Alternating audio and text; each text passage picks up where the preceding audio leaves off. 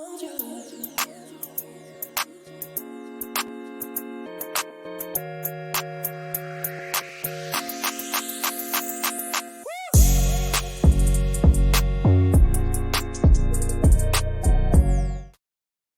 going on, people? Welcome to United View and welcome to your morning view. Good morning. Happy Tuesday. Lead up to match day continues. Plenty of content to come for you guys. But obviously, as usual in the morning view, we've got to discuss the latest goings on at Manchester United. And you know what? It's been a little bit flat.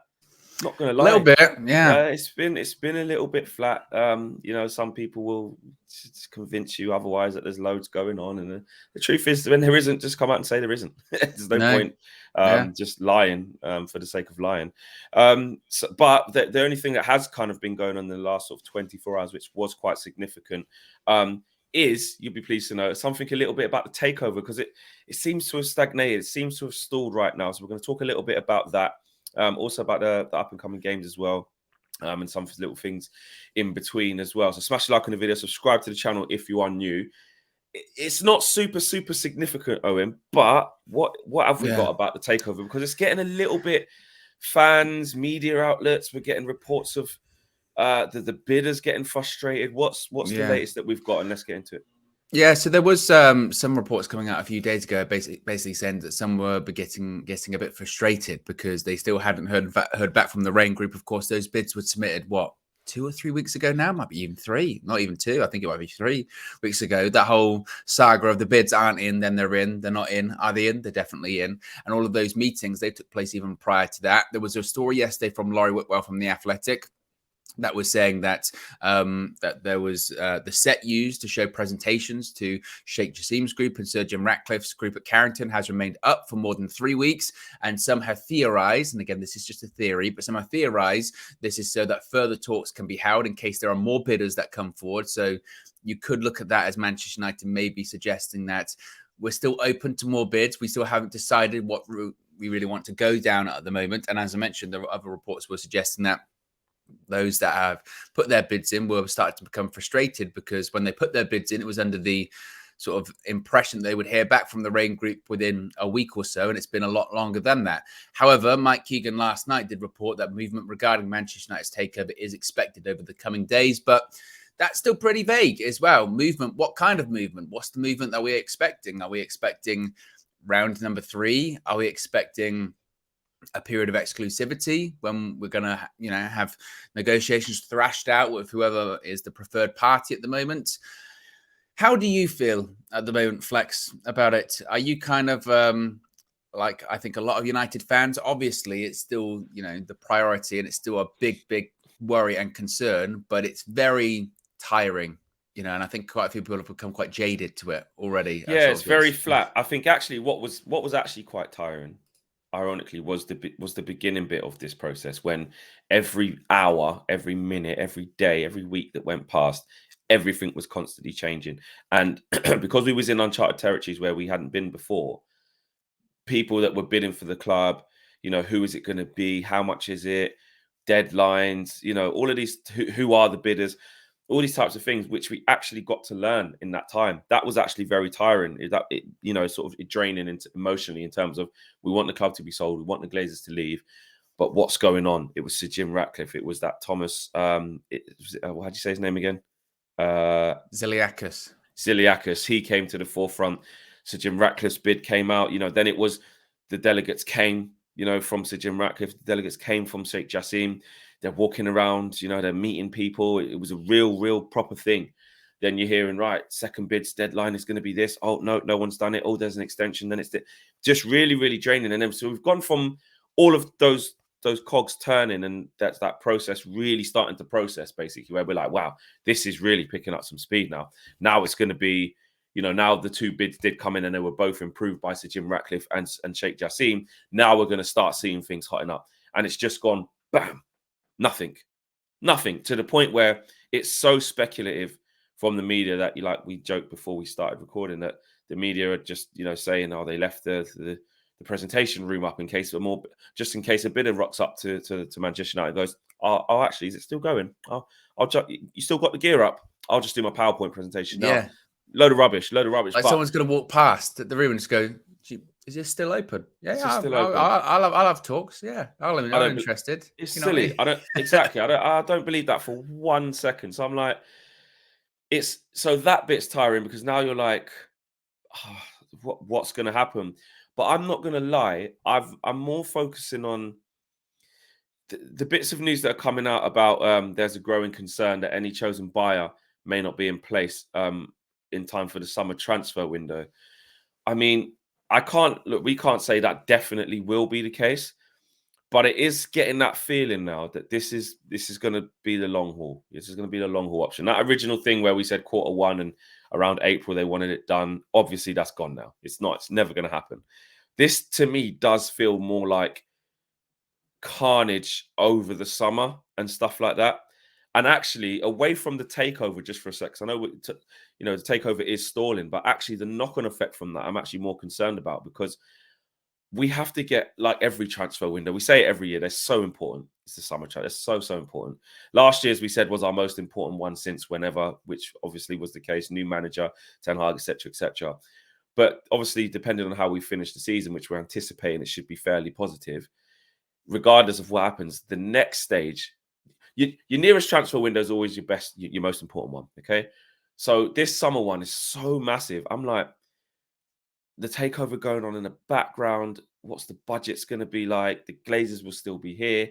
We keep hearing these lines kind of like business as usual, but they're not taking dividends. It's not really business as usual, is it? We have to No. get £4 million FFP, FFP. I players, bank line of credit. Oh, cut a long story short, Owen. I'm worried. Yes, the takeover stalling who's going to be owners, but my actual primary worry, because I think that's what's going to come sooner.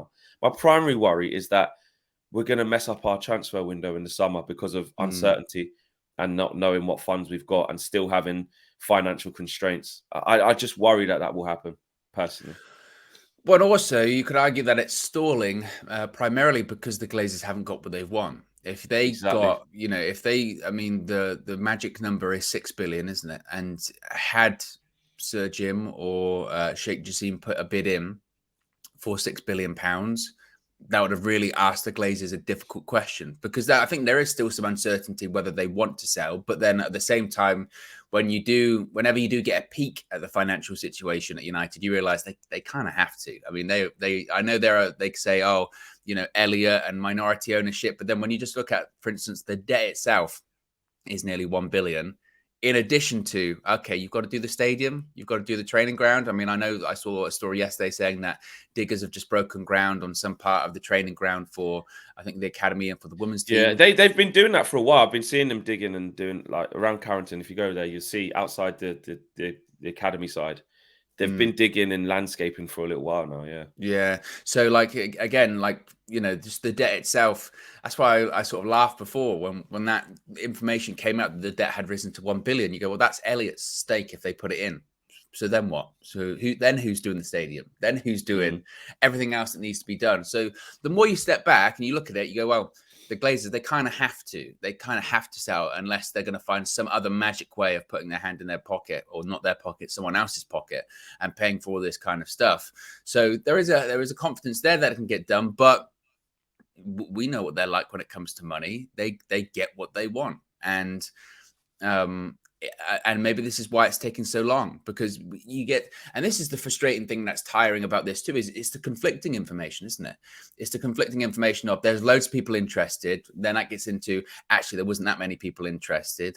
They're way off the asking price. Actually, they're quite close to the asking price. And it feels like we're in this weird stage where the Glazers are trying to convince all of these bidders, particularly the two big ones, that actually, I know you've put bids in for 5 or 5.5, but it really is worth 6. And here's these presentations to tell you why. Look how many fans we've got. Look at our financials. Look at our revenue. Look at our social media followers and all this kind of stuff. So maybe that's also what it is. It's this weird quasi convincing stage, trying to ensure that they should be spending 6 billion. And also, I suppose, particularly when it comes to Sheikh Jassim, is they know he does have the money.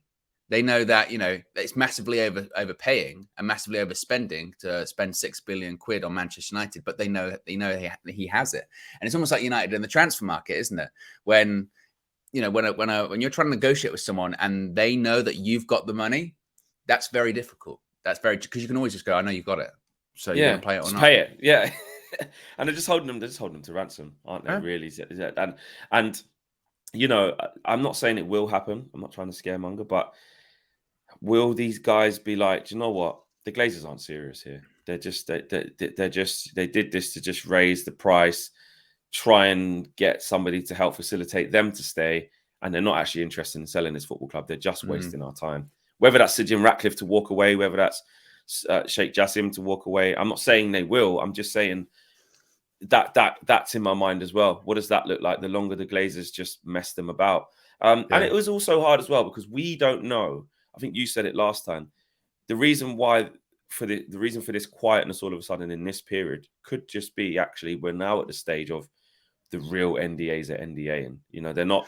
Nobody's doing interviews with fan channels like Thomas Ziliakis, you know, saying, "Oh, I want to do this. I want to do this." The big boys, you know, almost like, you know, in like, I know it's not the best example, so I'll say it in the film terms, in films and TV and stuff, when you see the real bosses, the real gangsters, the real top powerful people, you don't hear from them. They ain't out there like that talking, doing all this stuff. They're in the background, mate, making things happen. They're not shooting their mouth out on the internet. Like, so, you know, maybe we're starting to see that side of it where it's in its serious bag now, where it's like, no, everything's tight-knit. The media don't know about this. Nobody knows about that. This is between us. Maybe it's that. And it maybe. I mean, again, the most recent point of reference I have is obviously the WWE sale, which was done by the Rain Group, and that was only a few weeks ago.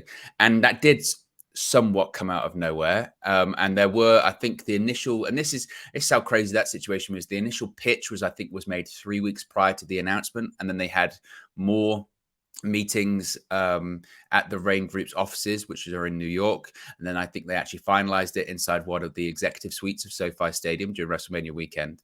But it's somewhat an apples to oranges comparison because I'm not sure how much money actually changed hands there. It was more of an acquisition, a merger. But the point being, to your point, is that essentially 24 hours before it happened, it was like, it's happening tomorrow. Because to your point, people don't really talk that much because they're not allowed to, because, you know, there's billions upon billions upon billions of pounds or dollars or what have you on the line in those kind of deals. So that is something maybe you can hold on to, is that when there is something to know, we'll know it, which from a fan's point of view isn't ideal, because we want to know, or we want to hope that this would be coming to an end, and we want to look forward because we're in reach. We've waited for so long, and we're in reach, or we feel like we're in reach of something positive happening. And then you just want it to happen. And obviously you want it to happen quickly. But that, like we said at the time, that whole, oh yeah, it's going to be done by April, you know, bullshit. Yeah. It's not going to be done by, it's not be done by April. And again, not to say, and I think this is whereby maybe some of the reports were a little bit misquoted. It's not to say that it wasn't impossible to be done by April, because if every single party involved, you know, wanted to get wanted to get that deal done, they could have. As I said, the one with the Glazers got done in a few weeks. It's the Glazers want a load of money. We know there are two concrete bids twice. They bid the first time to Jim Ratcliffe. Well, actually more than two, because Thomas, whatever his name is, bid his thing. Elliott Hedge Fund have bid what their proposal is. But the two main ones for majority takeover, you know, especially Sheikh Jassim in terms of wiping out all the debt and taking it all, and then Sir Jim Ratcliffe's one for a majority hold as well. Those bids are there. Those bids are there, and they've been increased from the first bids. We know that as fact. We don't know the exact figure of the second bids, but we know it was more than the, what was it? Than the 4 point. What was the first? I think the first one was 4.5, and maybe Sheikh Jassim's was a little bit more than that. Right. So we're probably in around the 5 mark now. 5, maybe 5.5, something like that. Their world record bid, remember? Their world record bid. Exactly. But the Glazers are still hanging on to the fact that they want their 6 billion. They keep talking about it. They've been talking about it. Or that's what's been reported, that they're not going to sell unless they have their 6 billion. And that's what I mean. If you're willing to buy it, do you go, oh, it's an extra 500 million, just give them it? Like, obviously, this is astronomical amounts we're talking about, but like what you said a second ago, like, you know, they've got it. Well, you know the Qataris got it. So Jim Ratcliffe, you don't know that extra 1 billion might push him over the edge. He doesn't have an endless pot. Yeah, we don't know that. I'm not saying Sir Jim Ratcliffe doesn't have it. I'm just saying that could be the case. But with the Qataris, we definitely know that is. It will take longer for him to get it because he might have to go back to those people that he's getting loans from and say, more. I need a little bit more about that loan. Can I have a little bit more, please? Yeah. You know, how bad do you think that could be, though? Let's just take it to the transfer window a second. If we're still in this position in August, because the season finishes in May, it's going to come upon us really quickly, right? If we're still in limbo where we don't know who's going to buy the club or if they're even still going to stay or go whatever, how do you think that affects us? Because when we do hear that business as usual, do you think there will still be a pot of usually like 160 million and some player sales, or we overspent last year, they told us, because obviously we ended up spending what did we spend? 260, something like that? Yeah, we spent a lot. In the end. Yeah. We spent quite a lot, actually. And when you look at the return of it, they were good players, but we did spend a lot of money. Obviously, the Anthony one drove it right up because we had to pay double for him. And Casemiro was never going to come cheap with the best part of 70 million quid. So those two are the main ones. If you're looking at Martinez, you're thinking that's value for money. What was that? 40 odd, maybe rising to 50, something like that. A bit more than that, something like that. It was 50, 52, 50. Yeah, that's value. Malacia was like 16 million all in, and Eriksen was free. So it wasn't bad business, but the way it was distributed probably wasn't. We overpaid. Do you think that we will have a similar pot this year, regardless of what happens, or it does depend on what happens? Again, I was reading those reports the other day that were essentially saying, and I think it was Laurie Whitwell that said about the line of credit that they have at Bank of America and player sales. So they were like, feasibly that United could have a somewhat traditional transfer window, when there is 100 million plus to spend. The issue that we have with that is most likely we're going to be spending 100 million on one player.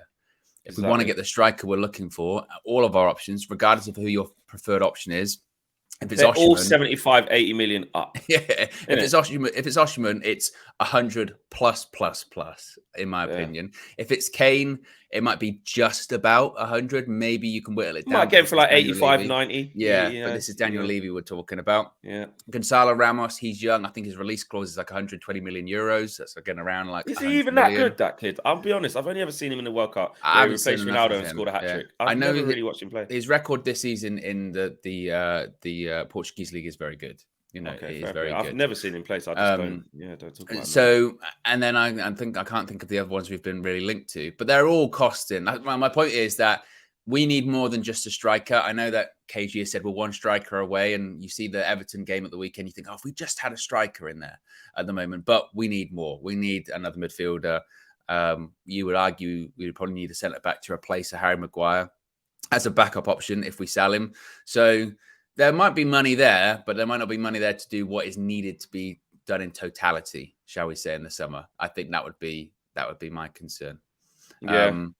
By the way, this is kind of sidetracking as well. Did you see the Jamie Carragher tweet yesterday? I did. I thought it was very clever of him. For me, I saw it as he was in his feelings and just ready to troll, ready to kind of have that narrative, because he was responding to a lot of people. I saw him responding to Mark. He was responding to Terry Flewers. He knows he was just in his bag of like, I can get them all riled up. I can, just get all the interactions, piss people off, have a little bit of a back and forth, probably had some time to kill, and thought this is the exact way to do it. Does he believe it? I was going to say, probably does as well. He believes it. He probably does. He probably, because of the Liverpool bias.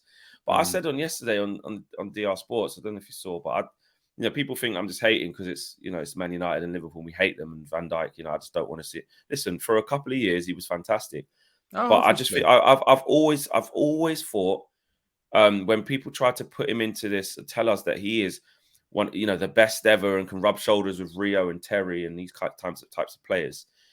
Absolutely not. Maybe you could for like 2 seasons, but those players done it over multiple seasons. And when I see him now defending, and he can't look after himself, like let alone marshalling the back four or being dominant. I'm talking about himself. Forget centre back partner. Him.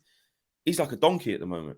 Absolutely overrated. Can't defend. The tweet in question is Jamie Carragher saying, Virgil van Dijk is far better than Vidić, who was a top centre-back, but have you forgot his performances against Torres? Rio and JT had poor seasons in their career like all players. Virgil van Dijk is having one now. No centre-back in the Premier League era has ever had Virgil van Dijk's impact on this team or on a team, which, to be honest, I think is a very weak argument that he's trying to suggest, because Vidić had a poor games against Fernando Torres, and people have pointed out, like, okay, in those seasons which he had poor games against Fernando Torres, United won the league, and I think in one of those seasons he was player of the season. Yeah, he was player of the season. Yeah. And also as well, we signed him in 2006, I think it was 2005, whenever it was, and between that time and him leaving in 2014, I think it was. Yeah, I mean, we're talking about Premier League titles. Virgil van Dijk has won one Premier League title. Nemanja Vidić won like 5 or 6. And this is and then what they try and do is do the whole, but it's because Liverpool were unlucky because they went against City, and shit. They nearly won the quadruple. You're not nearly. Exactly. I heard that yesterday. As well. Every time I hear that from Liverpool fans, nearly. You're forgetting. This is the time that nearly won the quadruple. Nearly. Okay, nearly doesn't count. We lost out by 1 point, or we nearly won the quadruple, like you just said. Nearly. No one at the end of their careers goes about nearly. It's about putting your trophies and putting your medals on the table. This is what I want. Champions League finals in the space of like 4 or 5 years. Exactly. At one point, we won one. We only won one, so no one cares. But only one counts. But it was to Pep. Pep was just. We could say that against the greatest we club would have had another ever. 2. We would have had another 2 Champions Leagues. We could say that. Oh, mate, you didn't beat Pep. It's like you said, it's recency bias with the Virgil van Dijk thing, because again, it's just.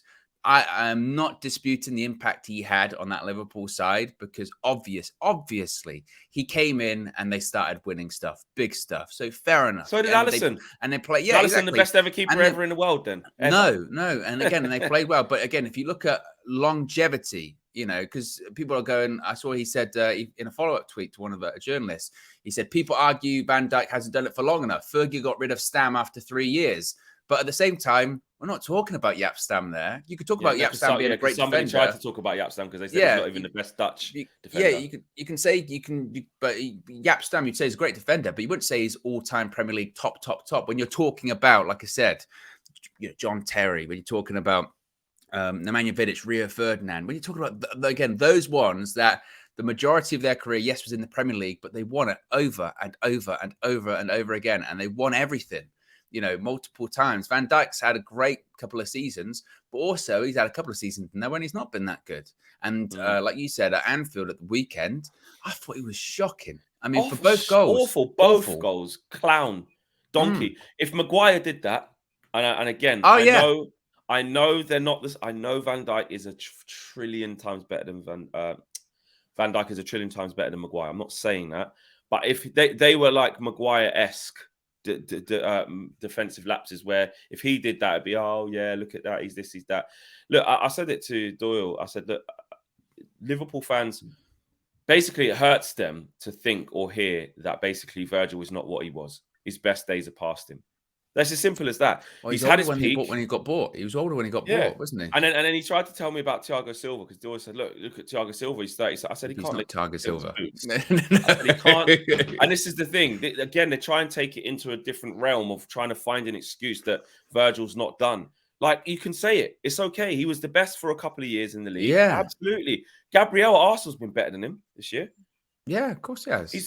For me, he's been up there for player of the season. Saliba's been better. Martinez has been better. Like, do you know what I mean? So many better. Exactly. So I think, look, it's not. They think it's a diss because you're trying to say he was never good, and because you're saying the word washed. It's triggering words. It's triggering words. It's like us. If we had our best player for a while who won us things, and the outsiders are trying to say, "Oh, he's finished. He ain't that good no more." He's this, that. You don't want to hear it. So they're being so tribal. They're just closing their ears to the argument, and they're going, "It's Virgil, lad. He's still the best. Still the best in the world, lad. He's not." He's not. They take it so far, and this is what I was saying when I was doing KG's hate along at the weekend. Is that for 3 or 4 years they've been telling us in almost every position that this player is like the greatest player ever. Like Robertson was the best ever. Yeah, they got the best ever. Best signing. Yes, best right back. You don't even know what Trent's going to do in the future. Oh, he's amazing.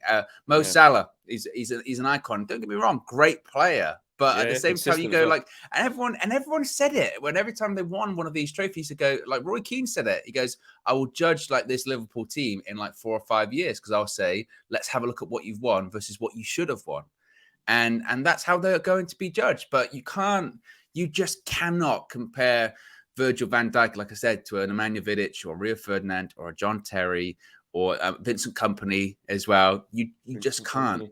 Yeah, they're even not and there are some greats. You know, there were some greats. Sol Campbell was a great. Do you know what I mean? He was brilliant centre half. I just feel that it's too easy. It's like you said, the recency bias because he's done it in the last couple of years and he's been the flavour of the month. It's been Liverpool fans that are the only ones telling us that he's in the Hall of Famers. You know, that like I said, you know, look at his career and look at Varane's career. Yeah, like, and if you're going to put down Vidic's accomplishments because he might have struggled in a few games against Fernando Torres, are you kidding me? Yeah. And what was it? 3 out of 15, wasn't it? 3 out of 15. Are you kidding? Are you kidding me? Again, as a captain figure who came in for basically pennies in a January transfer window, like Virgil van Dijk did, but Virgil van Dijk cost a lot more money. And then to do it like he did over an extended period of time is ridiculous. It's an outrageous comparison. And the thing is with Vidić, he'd still be as good today because they don't do centre backs really like him anymore. And Van Dijk's game primarily was based on the fact that he's a tremendous athlete. You know, he's big, he's strong, he's fast. And now he's getting to that stage where, how old is he now? Is he 30? Something like that? Yeah. Might even be older than that. That he's, as soon as he loses a yard of pace, boom, that's it. And those top centre-backs we just spoke about, like your Vidić's, like your Ferdinands, like your John Terry's, when they lost a yard of pace, they adapted and they somehow managed to get better. And he hasn't done that yet. Yeah, agreed. And actually, even on the Vidić thing, I think Rio is the one who's like, I think Vidić definitely the partnership is what worked. Vida was a different type of centre back where he's, the ugly one. He'll break bones, put his head where it hurts, always there, colossal. To me, Rio is, again, to use the term Rolls Royce. Rio is the calm, gliding across the pitch, never in the wrong position. He's the more comparable to Van Dijk, isn't he? 100%, 100%, similar style. 100%. Because I don't even put Vidić as the best ever. Not for me. Like he was, like his playing style. I prefer a different type of centre back. But the partnership, Vidić, unreal. They just complement each other so perfectly. Just back to the takeover stalling. Quickly, there's been a report in the Manchester Evening News who were quoting another report from Daily Mail, and they say that they suggest that at this stage of the takeover process, the Glazers can enter into exclusivity with one group or call a third round of bidding. It's claimed that some feel the lack of movement is an indication that they are considering all options, although the delay could be the Glazers' way of examining ways to drive the price up. So the most significant part of that bit is that they could either go into exclusivity with one, i.e. pick a bidder and say, right, we're exclusively with you, let's get this deal done, or call for a third round of bidding, which is kind of what we were talking about at the beginning of the show. Pretty much dead on. Exactly. You've got two schools of thought, haven't you? You've got, what do we want to do now? Do we want to enter exclusivity and really try and negotiate a price and come to a conclusion? Or do we say, right, round 3, give us more? To your point, though, my concern would be, and I think they've got to be really careful what they do with this, because if they say, no, round 3, bids again in, you then run the risk of these bidders go, you know what? Forget this. Yeah, sod it. Yeah. No, I'm not, because we just think of it as, numbers on a bit of paper, put the bid in or whatever, send the email like before. But actually, a lot of time does go into these bids, and a lot of money. It's a massive test of how much they want it, and a lot of money goes into the preparation for these bids and the due diligence and what have you. Been to the point whereby when Sheikh Jassim was offered a delay, they said, because we can get more time, we can make sure that everything's correct and accurate. So it's not as simple as just yes, okay, right now 5.75 billion. It's like, no, time goes into it. And the concern I would have is, if you push back again, you go, sod it. I can't be bothered with this, But like you said, but if you really want it, then you put the time in, I guess. You got it. Yeah, it's a massive question mark over to the bidders of how much they actually want the football club as well. And I know that putting a bid down of £5.5 billion should show you the intent, because it does. Yeah, I'm not sure he wants it. Yeah, but you know what though? In this case, because you're dealing with the Glazers, it's insane. You need to show even more than that. You need to show a stupid amount of patience and calmness, because, like I just said, like we're just laughing at, £5.5 billion down on the table is not enough.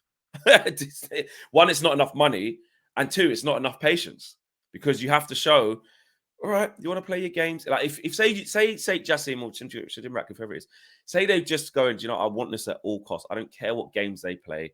I don't care if it takes me a year to do this. I don't care if it takes longer than that. I will not quit until I get that club off them, because they will have a price that they will sell for, and I'm going to meet it. All the games, it takes that type of approach if you want to do business with the Glazers, because like we're saying, if you just go, well, I'll give you a world record bid if you want. Yeah. Not enough. Not enough. Well, and also as well, maybe there's a reluctance to give them 6 billion immediately, because absolutely, and maybe you have to work up to that price, because if you give them 6 billion immediately, they'll go, okay, then a little bit more. 6.5. Yeah, a little bit more. Whereas if you go from 5.5 and they go a little bit more, and you go 5.75 and they go a little bit more, and then you go, okay, 6, and they go, yes, we got to the number we want to. And in reality, in the back of your mind, you go, I was always going to pay 6. I was always going to pay 6. But I've got to get up there. Dickinson's real deal. That was it, yeah. You need David Dickinson to come around going, I think you can go a little bit higher, love. And then he, puts out on the table, boom, boom, boom. Well, a little bit more, boom. I think you can get to auction. That's a real Bobby Dazzler.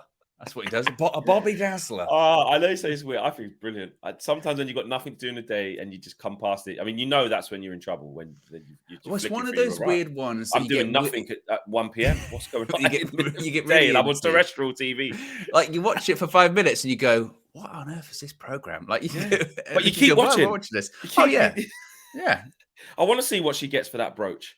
Yeah, I would. That grandma gave to her. She's walking around that car boot sale as well, and then they go, I picked this up for £2. It goes, sold for £2.50. You go, that's unbelievable. We need to go to one. It's brilliant. I don't know how we started. Well, I do know how we started talking about Dickinson's real deals. That's what it's like dealing with the Glazers. Yes. But yes, that is your latest Manchester United news. Obviously, we will keep you involved and updated. If anything is to drastically change at the drop of a hat, that is worth bringing to you guys ASAP. If not, FIFA 1 p.m. sharp. You ready? How you feeling today?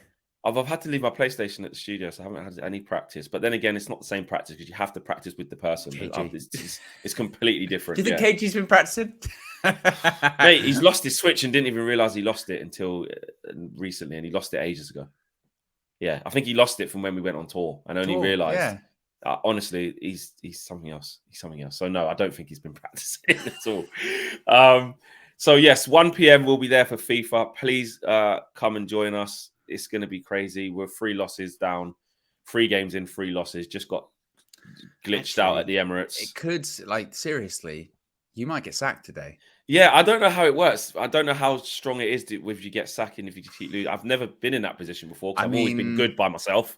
But I'm with KG. If this was real life and you had lost your opening 3 games at Manchester United, we'd be under pressure. We wouldn't get under pressure. But you have maybe 2 games, I think. Man United aren't going to tolerate 5 games, 5 straight losses. You kidding me, Flex? No. And we spent a lot of money. Yeah. Even though we've got it because we've done a takeover, we've got a lot of money. So yeah, even a light 4 defeats, a light 4, I think you'd be getting next game. And it's really big pressure, because it don't matter who we play against, we just haven't got the knack of how to play with each other yet. You've got Osimhen in your team. Yeah, we can't. We were questioning if he's even good. We can't even use him. Anyway, 1 o'clock for that. 6 p.m. Flex and KG show. And tomorrow, like I said, we'll be at Carrington doing what we do best as well. So yes, take care, guys. We'll see you this afternoon. Take care. Peace.